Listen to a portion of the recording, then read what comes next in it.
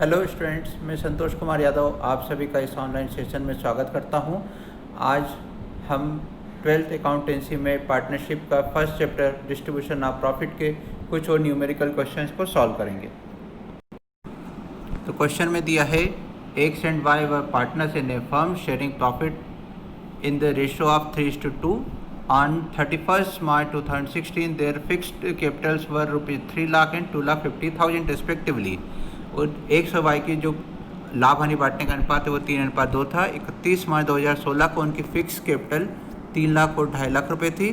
1 अक्टूबर 2016 को उन्होंने तय किया कि उनकी टोटल फिक्स कैपिटल 6 लाख रुपए होगी, जबकि अभी कितनी थी? 3 और 2.5 5.5 लाख थी। अब वो नई हो जाएगी 6 लाख रुपए। They further decided that this capital should be in their profit sharing ratio. उन्होंने ये तय किया कि 6 लाख रुपए जो कुल पूंजी होगी उसमें उनका हिस्सा उनके लाभ हानि अनुपात में ही होगा, यानी 3/5 या 2/5 में से बांटेंगे वो। अकॉर्डिंगली उसके लिए वो एक्स्ट्रा कैपिटल या तो बिजनेस में लाएंगे, और एक्स्ट्रा अगर बिजनेस में उनका लगा हुआ पहले से ही है, ज़्यादा लगा हुआ है, तो उसे वे निकाल लेंगे। और उसके साथ में उनके पार्टनरशिप डीड में बताया है कि पूंजी पर ब्याज मिलेगा 12% वार्षिक की दर से। सेकंड में बताया है कि आहरण पर ब्याज 18% वार्षिक लगाते हैं। थर्ड पॉइंट में दिया है कि एक्स को 2,000 रुपये की मंथली सैलरी मिलती है और वाई को 1,500 रुपये मंथली सैलरी मिलती है। एक्स और वाई के द्वारा जो आहरण किए गए वो इस प्रकार से हैं।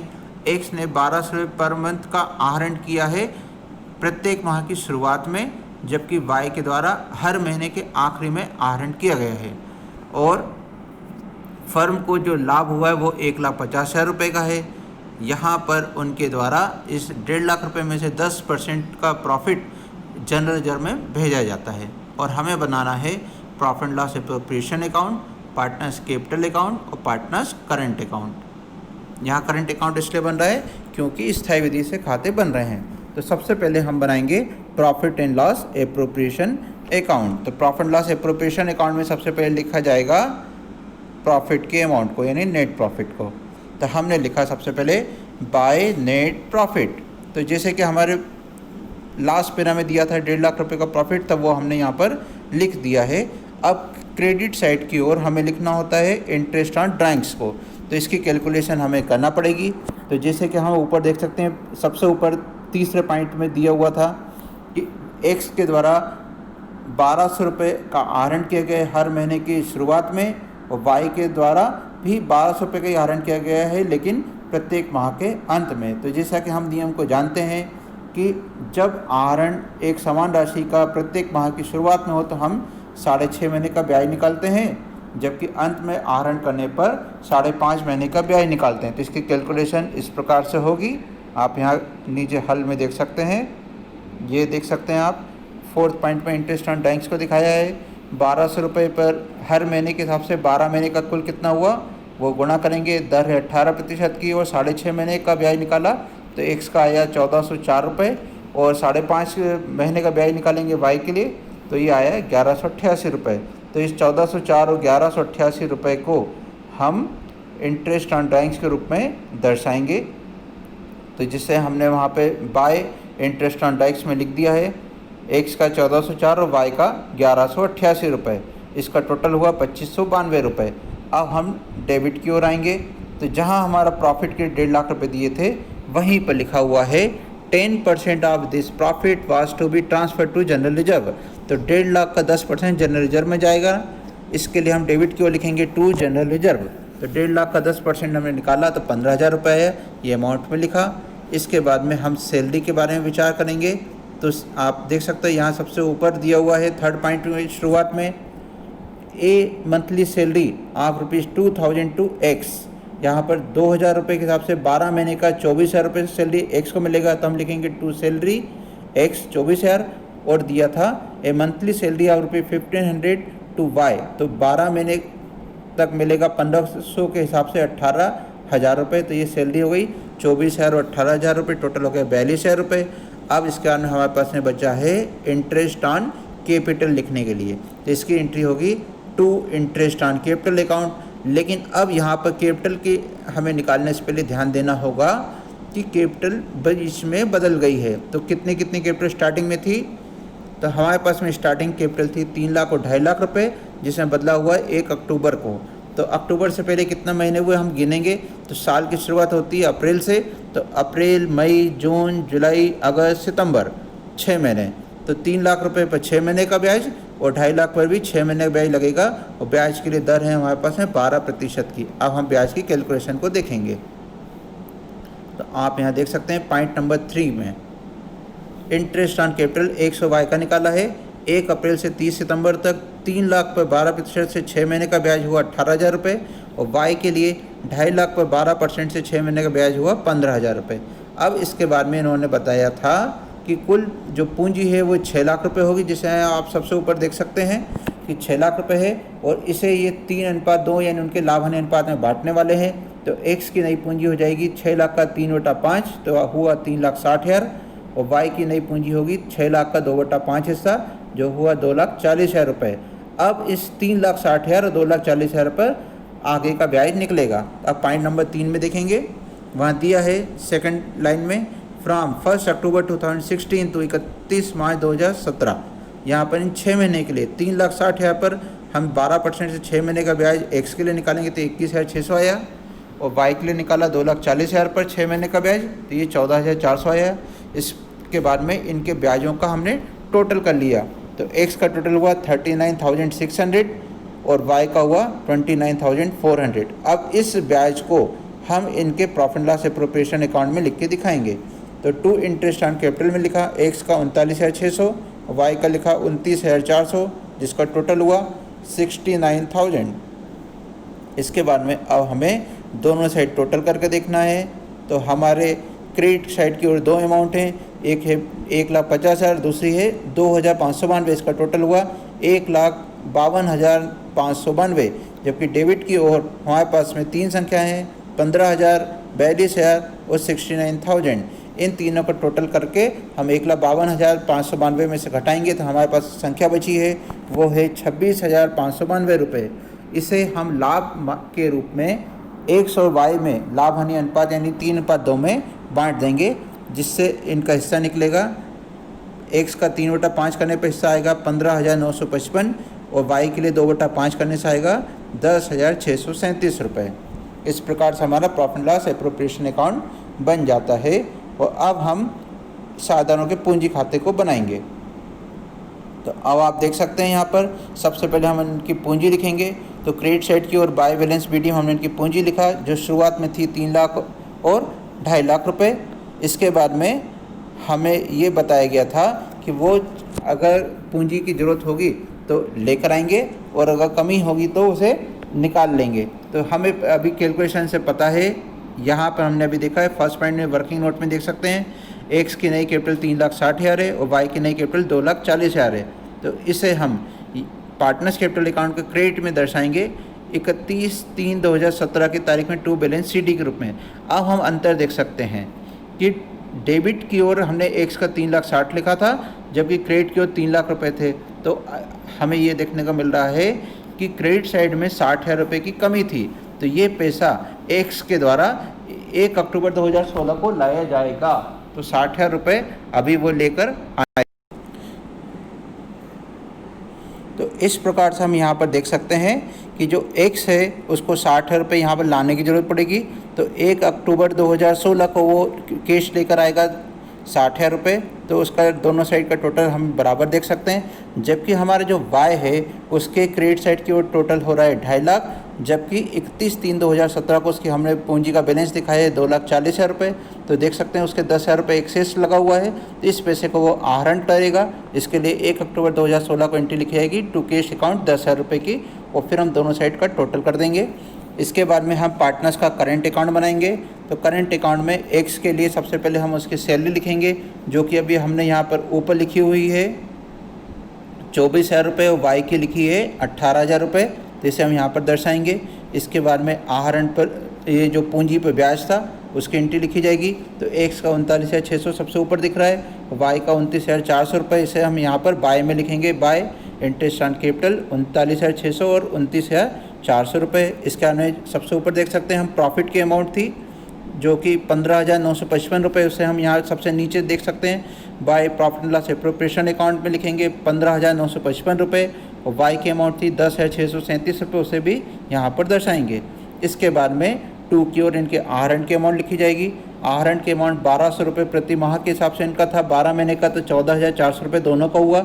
इसके बाद में इनका आहरण का ब्याज हमें लिखना है, जो कि सबसे ऊपर देख सकते हैं एक्स का 1404 और वाई का 1188 रुपये है। तो इसके entry to interest on drawing स्वरूप में लिखेंगे 1404 और 1188 रुपये।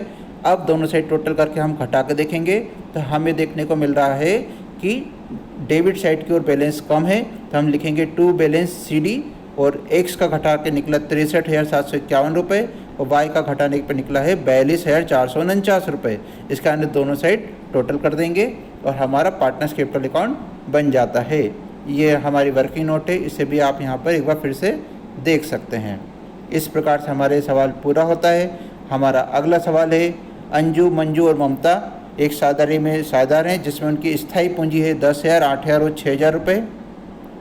उनके साझेदारी अनुबंध के हिसाब से पूंजी पर 5% ब्याज दिए जाने का प्रावधान है, but entries for the same have not been made for the last 3 year. ये जो पूंजी पर 5% ब्याज दिया जाना था, इसे वो 3 साल तक देना भूल गए हैं। The profit sharing ratio during 3 years remained as follows, और उनका लाभ हानि अनुपात इस चार्ट में दी गई जानकारी के अनुसार है। हमें अब इसमें एडजस्टमेंट के लिए एंट्री चौथे साल की शुरुआत में करनी है। ये एक सवाल NCERT की बुक से लिया गया है। तो हम सबसे पहले ये पता करेंगे कि उन्हें कितने रुपए ब्याज के रूप में मिलना चाहिए थे। तो इनकी स्थायी पूंजी 10,000, 8,000 और 6,000 के ऊपर हम 5% ब्याज को सबसे पहले निकालेंगे। तो 10,000 का 5% ब्याज अंजू के लिए हुआ 500, मंजू के लिए 8,000 पर 5% हुआ 400, ममता के लिए 6,000 पर हुआ 300 रुपये। तो इस प्रकार से 5 और 4 9 और 3 1,200 रुपये का जो साल का ब्याज है, इसकी गलती हर बार उनसे हुई है, ऐसा माना जाएगा। इसके बाद में हम इसके लिए एक टेबल बनाएंगे और अब हम यहाँ पर देख सकते हैं कि ये जो पैसा है किस प्रकार से उनके लाभ हानि के रूप में बांटा गया है। तो 1,200 रुपये को सबसे पहले वर्ष में बांटा गया है, 2014-15 का हम देखेंगे। यहाँ पर जो 14-15 का लाभ का अनुपात था वो ऊपर की फर्स्ट लाइन में हम देख सकते हैं 4, 3 और 5 के रूप में था। तो 4, 3, 7 और 5 12, तो कुल 12 हिस्से में से अंजू का हिस्सा कितना हुआ, तो 1200 इंटू 4/12, तो अंजू का हिस्सा आया 400 रुपये। मंजू का 3/12 किया तो आया 300 रुपये, और ममता के लिए 5/12 किया तो 500 रुपये ये ब्याज होता है। इसके बाद हम 2015-16 के लिए देखेंगे। 2015-16 का अनुपात है 3:2:1, तो इस प्रकार से 3:2:1 का अनुपात हुआ। तो 1,200 का 3/6 किया तो अंजू का आया 600 रुपये, मंजू का 2/6 से आया 400 रुपये, और ममता का 1/6 करने से आया 200 रुपये। इसके बाद में 2016-17 की बारी आती, यहाँ पर 1:1:1 का अनुपात है। तो इस प्रकार से 1/3 करेंगे तो 1,200 का 1/3 तो तीनों के लिए समान है, इसलिए 400 रुपये आता है। इस प्रकार से अंजू का कुल 3 वर्ष का जो ब्याज होना चाहिए था वो होना चाहिए था कितना, हम यहाँ टोटल देख सकते हैं 1400 पहले का, फिर 1100 और फिर 1100 रुपये है। इस प्रकार से हमने लाभ के रूप में ये पैसा उन्हें बांटा है। इसके बाद हम इनकी एडजस्टमेंट की टेबल तैयार करेंगे। हम ऊपर देख सकते हैं सबसे पहले लाइन में दिया हुआ है उनका ब्याज के बारे में। तो 500 रुपये अंजू का ब्याज था, तो 3 साल तक भूले तो कितना हो गया 1,500 रुपये। तो हम यहाँ पर लिखेंगे टेबल में सबसे पहले कॉलम में amount which should have been created as interest on capital for last 3 years. तो सबसे ऊपर दिया था 500 रुपये निकला है, 3 साल का हुआ 1,500 अंजू के कॉलम में लिखा, और मंजू का 400 के हिसाब से 3 साल का 1,200 रुपये लिखा, और ममता का 300 के हिसाब से 3 साल का हुआ 900 रुपये। इसे हमने यहाँ पे दर्शाया है। इसके बाद में अभी हमने जो लाभ निकाले थे जो ऊपर वाले चार्ट में, इसमें टोटल हमारे 1,400 1100 आया था। उस अमाउंट को यहाँ प्रॉफिट के रूप में लिखेंगे। हम देख सकते हैं कि अंजू को ब्याज के रूप में मिलना चाहिए 1,500 रुपये, लेकिन लाभ के रूप में अभी उसे 1,400 रुपये मिला है, तो उसे 100 रुपये की प्राप्ति कम हुई है। तो ये पैसा उसको क्रेडिट करके हम और देंगे। जबकि मंजू को 1,200 रुपये मिलना चाहिए और मिला है अभी तक 1,100 रुपये, तो इसे भी 100 रुपये वो प्राप्त होगा। जबकि ममता को मिलना चाहिए 900 रुपये, लेकिन मिल गए हैं 1,100 रुपये, तो उसे 200 रुपये ज़्यादा मिला है। तो ये जो पैसा है 200 रुपये एक्सेस अमाउंट है। इसे हम उसके खाते से डेबिट करके काट लेंगे।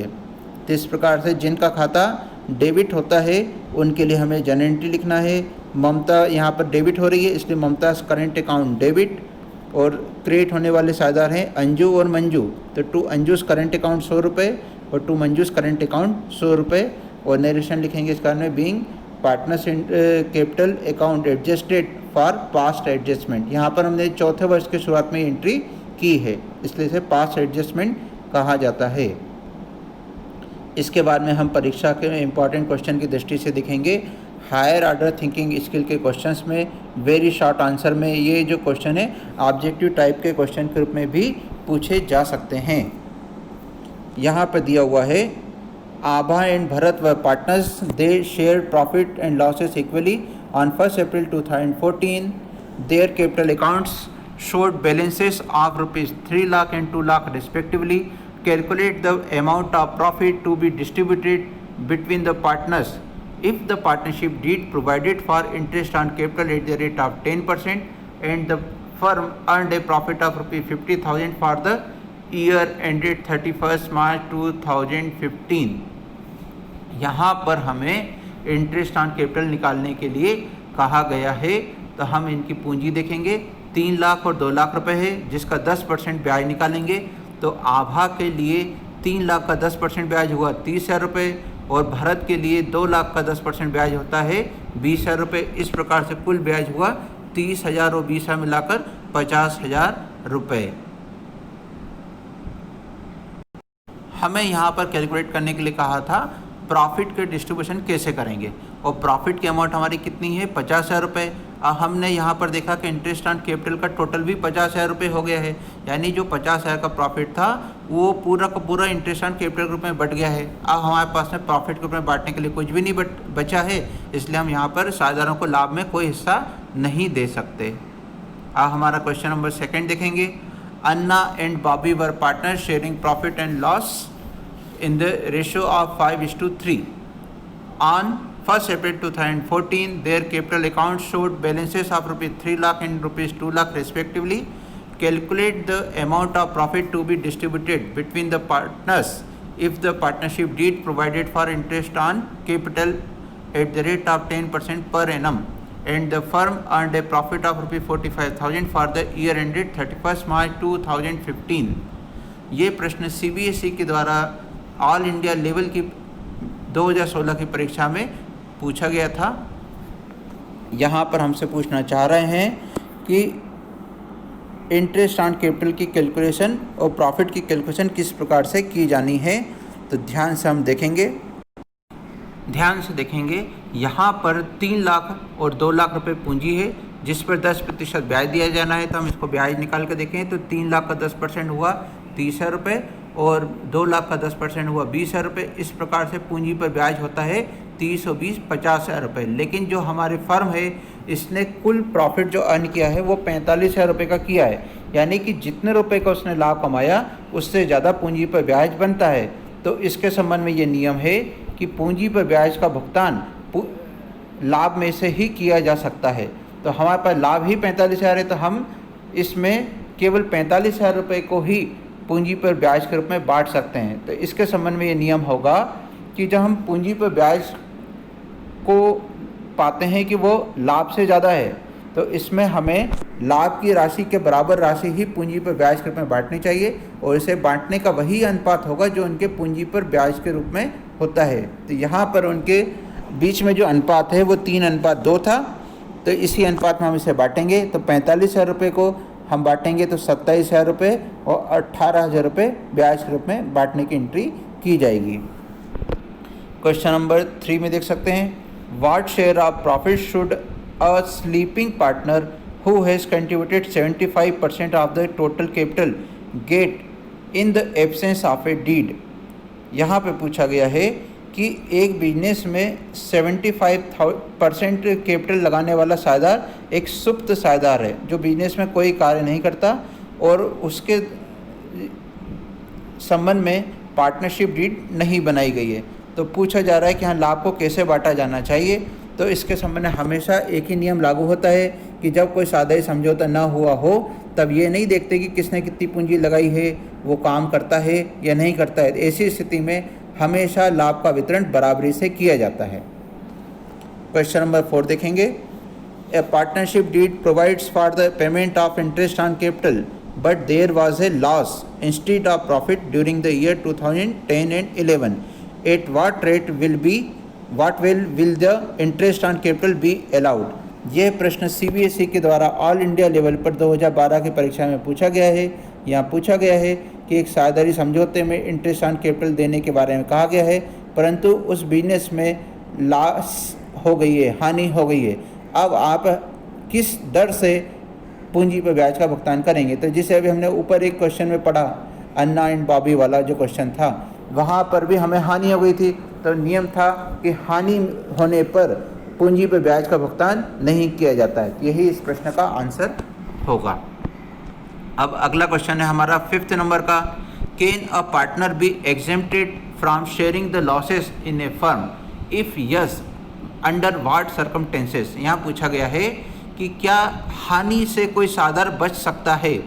यदि हाँ में उत्तर है तो वो कौन सी स्थितियाँ हो सकती हैं, उन्हें बताना है।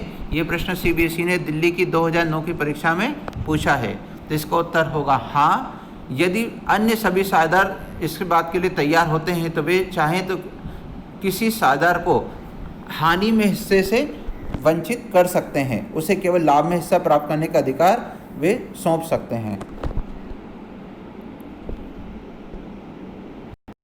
हमारा नेक्स्ट क्वेश्चन है, Ahmed, Bhim and Daniel are partners in a firm on 1 April 2011. The balance in their capital accounts stood at rupees 8 lakh, 6 lakh and rupees 4 lakh respectively.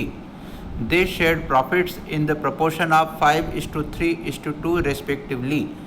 Partners are entitled to interest on capital at the rate of 5% per annum and salary to Bhim at the rate of 3,000 per month. Per month यहाँ लिखा हुआ, इस बात का ध्यान रखना है। And A commission of rupees 12,000 to Daniel as per the provisions of the partnership deed.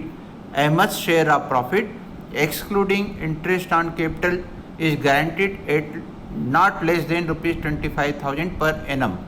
Bhim's share of profit, including interest on capital but excluding salary, is guaranteed at not less than rupees 55,000 per annum.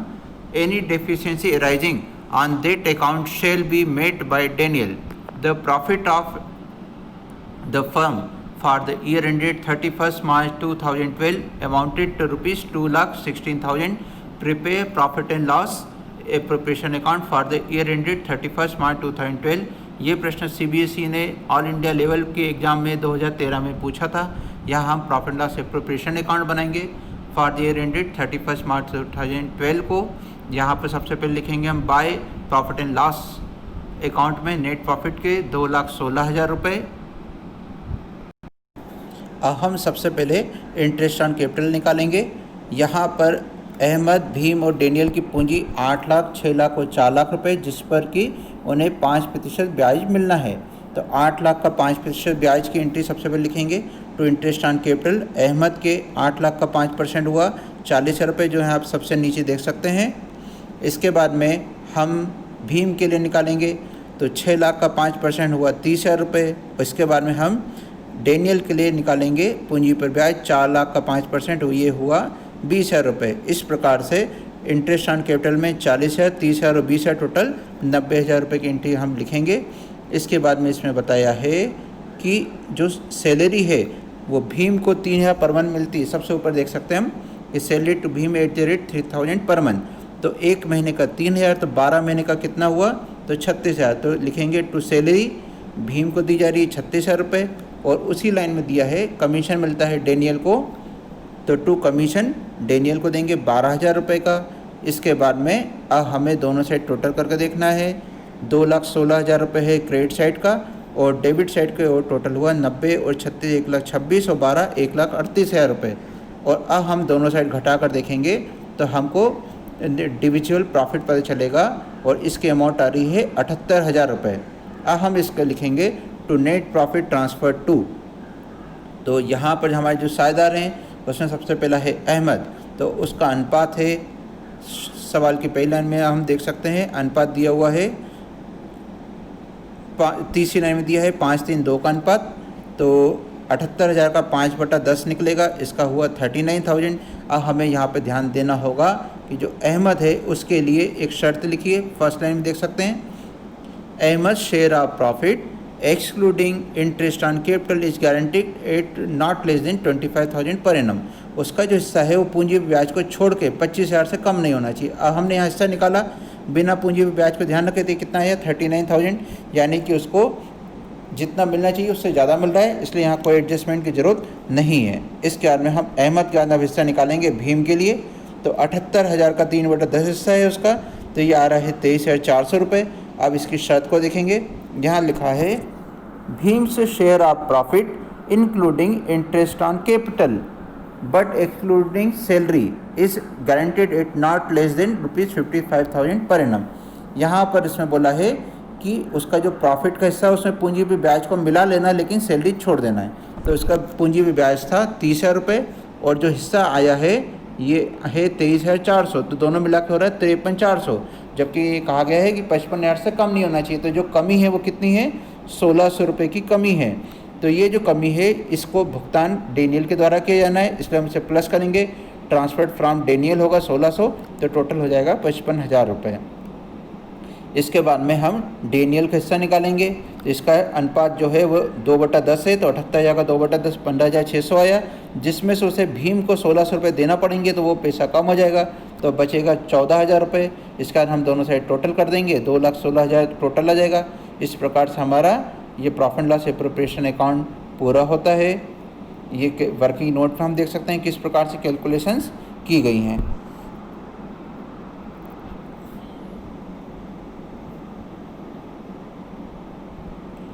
अगला प्रश्न होगा हमारा second, इसमें दिया है Ajay, Vinay and Chetan were partners sharing profits in the ratio of 3:3:2। The partnership provided for the following salary of ₹2,000 per quarter to Ajay and Vinay. यहाँ पर अजय और विनय को प्रति क्वार्टर यानी कि तिमाही 2-2 हज़ार रुपये का वेतन मिल रहा है, तो 4 क्वार्टर एक साल में होते हैं, इस बात का हमें ध्यान रखना होगा। और दूसरा बताया है कि Chetan was entitled to a commission of ₹8,000 और Vinay was guaranteed a profit of ₹50,000 per annum. The profit of the firm for the year ended 31 March 2015 was ₹1,50,000, which was distributed among Ajay, Binay and Chetan in the ratio of 2:2:1 without taking into consideration of the provisions of partnership deed। यहाँ पर उनको 1.5 लाख रुपए का profit हुआ था, जिसे 2:2:1 में बांट दिया गया है, और इसको बांटते समय ऊपर दिए गए तीनों पॉइंटों का कोई ध्यान रखा नहीं गया है।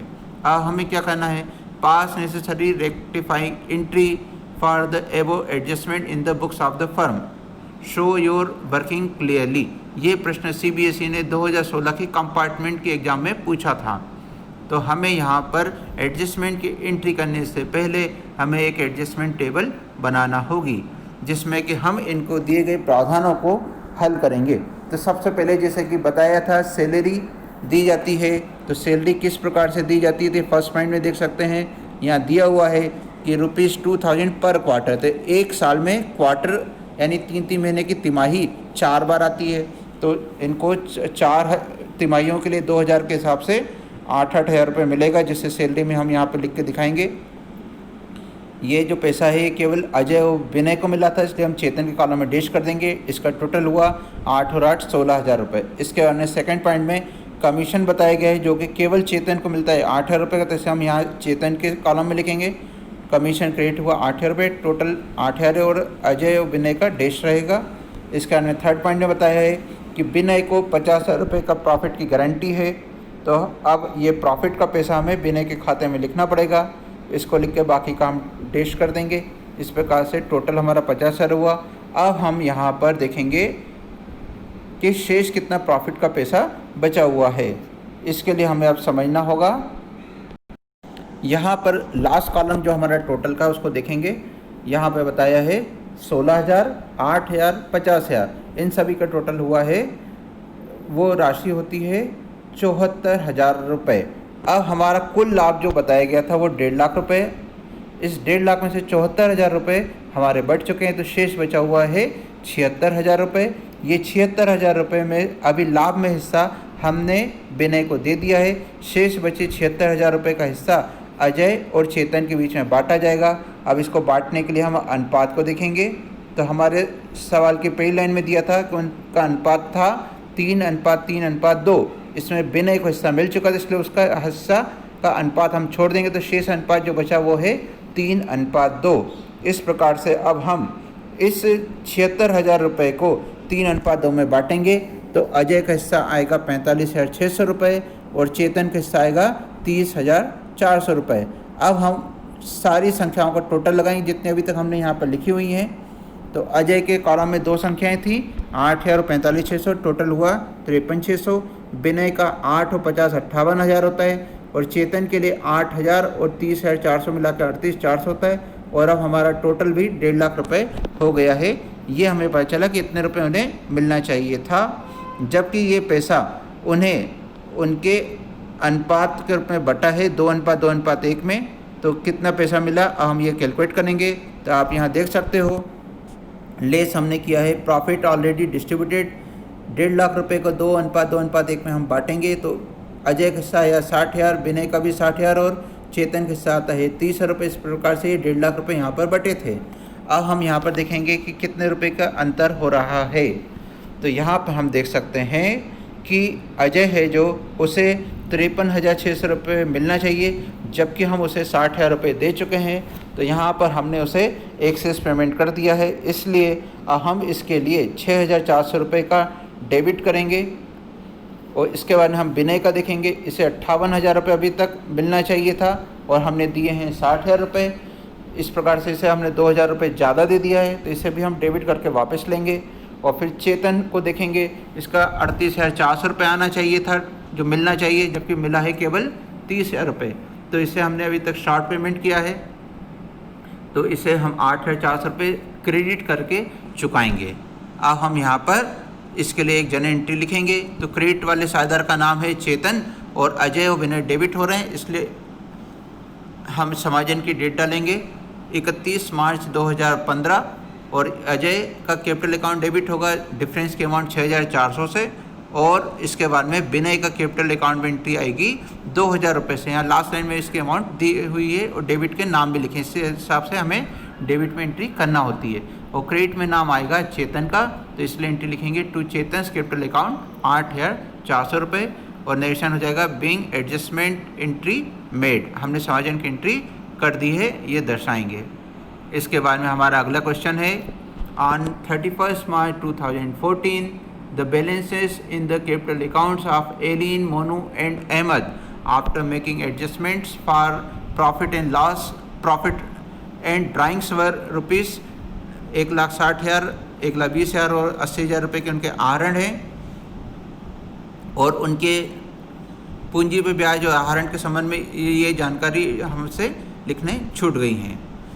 और हमें बताया है फर्स्ट पॉइंट में the profit for the year ended 31 March 2014 was ₹40,000। Second में दिया है during the year Elin and Monu each withdrew a total sum of ₹24,000 in equal installment in the beginning of each month। यहाँ पर Elin और मोनू जो हैं इन्होंने 24,000 रुपये टोटल निकाला है हर महीने की शुरुआत में। और अहमद है जो उसने 48,000 रुपये निकाला है और इसकी इक्वल इंस्टॉलमेंट थी जो कि उसने हर महीने के आखिरी में निकाली हैं। ये जो जानकारी हमें दी गई है ये आहरण पे ब्याज के संबंध में महत्वपूर्ण होती है। इसके अंदर थर्ड पॉइंट है interest on drawings was to be charge at the rate of 5% per annum. और इंटरेस्ट ऑन कैपिटल लगाना है हमें 10% पर एनम के रेट से। और जो लाभ हानि बढ़ती है वो 2:1:1 में बांटी जाती है। हमें वर्किंग नोट को क्लियरली बनाना है और इसके लिए रेक्टिफाई की जनरल एंट्री करनी है। ये 2015 के कंपार्टमेंट परीक्षा में पूछा गया था। तो सबसे पहले हम यहाँ पर कैलकुलेशन करेंगे, बाद में रेक्टिफाइंग एंट्री की जाएगी। अब हम यहाँ पर देख सकते हैं कि जो हमें कैपिटल दी गई है उसके लिए फर्स्ट लाइन में डेट लिखी है 31 मार्च 2014। ये वर्ष की समाप्ति की तारीख होती है। यानी यहाँ जो हमें कैपिटल दी गई थी वो हमारी क्लोजिंग कैपिटल है, जो कि 1,60,000, 1,20,000 और 80,000 रुपये। तो हम सबसे पहले इसे लिखेंगे। इसमें हमें इस बात का ध्यान रखना होता है कि जब हम पूंजी पे ब्याज निकालते हैं तो वो वर्ष की प्रारंभिक पूंजी यानी ओपनिंग कैपिटल पर निकाला जाता है, और यदि हम क्लोजिंग कैपिटल दी हो तो उससे फिर हम मजबूर हो जाते हैं प्रारंभिक पूंजी निकालने के लिए। तो यहाँ पर प्रश्न में हमें ओपनिंग कैपिटल निकालना होगी, तो इसके लिए हमें आहरणों को क्लोजिंग कैपिटल में जोड़ देना चाहिए। तो हमें प्रश्न में बताया था कि उनके द्वारा कितना कितना आहरण किया गया है। तो सेकंड पॉइंट में आप देख सकते हैं कि एलिन और मोनू है जो इन्होंने 24,000 रुपये का आहरण किया था, और जो अहमद है उसने 48,000 रुपये का आहरण किया था। तो हमने एलिन और मोनू के कॉलम में 24,000 रुपये लिखे और अहमद के कॉलम में 48,000 रुपये लिखकर इनका टोटल किया। तो एलिन का टोटल आया 1,84,000 रुपये, मोनू का टोटल आया है 1,44,000 और अहमद का अब जो टोटल है वो हो गया है 1,48,000 रुपये। अब इसमें से हमें उस लाभ को घटाना होता है जो हमने इनके लाभ हानि अनुपात में बांटा था। तो हम यहाँ पर अनुपात देखेंगे और लाभ की अमाउंट को देखेंगे। तो हमारा पॉइंट नंबर 4 में दिया है लाभ हानि बांटने के लिए अनुपात है 2:1:1। अब हमें देखना है लाभ की अमाउंट, तो वो फर्स्ट पॉइंट में दिए 40,000 रुपये दी गई है। तो 40,000 का 2:1:1 में हमें बांटेंगे, तो इस प्रकार से हमें सी पॉइंट मिलता है यहाँ पर, जिससे हम लेस करेंगे प्रॉफिट ऑलरेडी क्रेडिटेड 20,000, 10,000 और 10,000 रुपये है। अब हम 1,84,000 में से 20,000 घटाएंगे तो हमारी ओपनिंग कैपिटल एलिन के लिए निकली 1,64,000। इसी प्रकार से मोनू के लिए 1,44,000 में से 10,000 घटाने से 1,34,000 की ओपनिंग कैपिटल आई है, और अहमद के 1,28,000 में से 10,000 घटाकर 1,18,000 रुपये की ओपनिंग कैपिटल आ रही है। ये जो राशि है अब इस पर हमें ब्याज की गणना करनी है। तो हमारे प्रश्न का अनुसार 10% ब्याज लगाया जाना है। तो हम कैलकुलेशन में लास्ट लाइन में देख सकते हैं 1,64,000 का 10% 16,400 हुआ, 1,34 का 10% 13,400 हुआ और 1,18,000 का 10% 11,800 रुपये हुआ। अब यहाँ पर हमने इस ब्याज को तो ज्ञात कर लिया है। इसके बाद में अब हमें आहरण पे ब्याज निकालने हैं। तो आहरण पे ब्याज कैसे निकलेगा इसको देख सकते हैं। यहाँ पर बताया गया था कि एलिन के द्वारा 24,000 का आहरण किया गया है और आहरण पर ब्याज की दर 5% है, और जो ब्याज हमें लगाना है वो प्रत्येक माह की पहली तारीख को आहरण करने के कारण 6.5 महीने का ब्याज निकालना है। तो 6.5 महीने यानी 6.5/12 को 13/24 भी लिखा जा सकता है। तो इसलिए यहाँ पर इसका ब्याज हुआ 650 रुपये।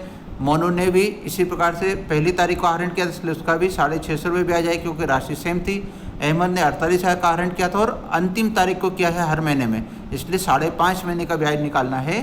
तो 5.5/12 को हम 11/24 भी कह सकते हैं, इसलिए इसका ब्याज हुआ 1,100 रुपये और टोटल आहरण का ब्याज हो गया 2,400 रुपये। इसके बाद में अब हम यहाँ पर एक एडजस्टमेंट टेबल बनाएंगे।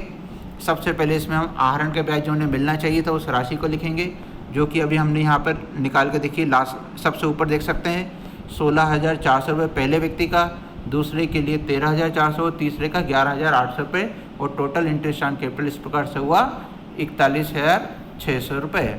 इसके बाद में इसमें से हमें आहरण के ब्याज को घटाना है।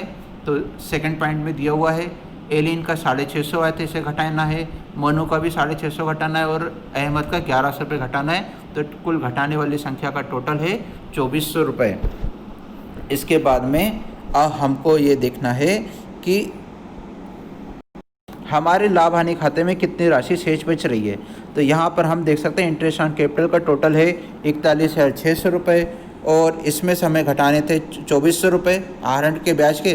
तो घटाने के बाद में हमारे पास में जो संख्या आई है वो 39,200 रुपये और हमारा लाभ है 40,000 रुपये का।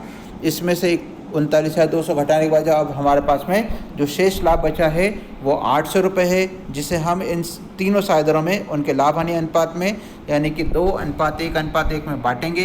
तो ये रुपये 400 रुपये, 200 रुपये, 200 रुपये आता है। अब हम एलिन, मोनू और अहमद का प्लस माइनस करेंगे कि कितने रुपये आना चाहिए। तो लास्ट लाइन में आप देख सकते हैं एलिन का शेष राशि बचती है 16,150, मोनू का 12,950 और अहमद का 10,900 रुपये और इस प्रकार से टोटल होता है 40,000 रुपये। इसमें से अब हमें ध्यान देना है कि वो 40,000 रुपये जो था वो हमने लाभ हानि के अनुपात में बांट दिया था, तो वो पैसा 2:1 अनुपात में बांटने से 20,000, 10,000 और 10,000 रुपये आता है। अब हमें यहाँ पे कैलकुलेशन करनी है। तो एलिन है जो, उसका जो पैसा उसे मिलना चाहिए वो है 16,150 और हमने अभी तक उसको 20,000 रुपये बांट दिए हैं। हमने यहाँ पर उसको एक्सेस पेमेंट किया है, इसलिए शेष 3,850 रुपये हम वापस लेंगे, इसके लिए हम उसे डेबिट करेंगे। मोनू को 12,950 रुपये मिलना चाहिए और अभी 10,000 रुपये मिला है, तो इसका मतलब उसे हमने शॉर्ट पेमेंट किया है, कम पैसा दिया है, तो शेष 2,950 रुपये हम उसके खाते में बांटने के लिए क्रेडिट करेंगे। इसके बाद में अहमद को 10,900 रुपये मिलना चाहिए और अभी हमने उसे 10,000 रुपये दिया है, तो इस प्रकार से उसे अभी हमने 900 रुपये कम दिए हैं, शॉर्ट पेमेंट है, ये बांटने के लिए हम उसके खाते को क्रेडिट करेंगे।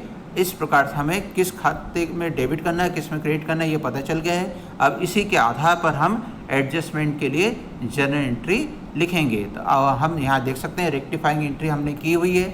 एलिन का कैपिटल अकाउंट डेबिट होना है 3,850 रुपये के साथ में, जबकि मोनू का कैपिटल अकाउंट क्रेडिट होगा 2,950 से और अहमद के खाते में 900 रुपये क्रेडिट किए जाएंगे। इस प्रकार से हम इस सवाल को हल करते हैं।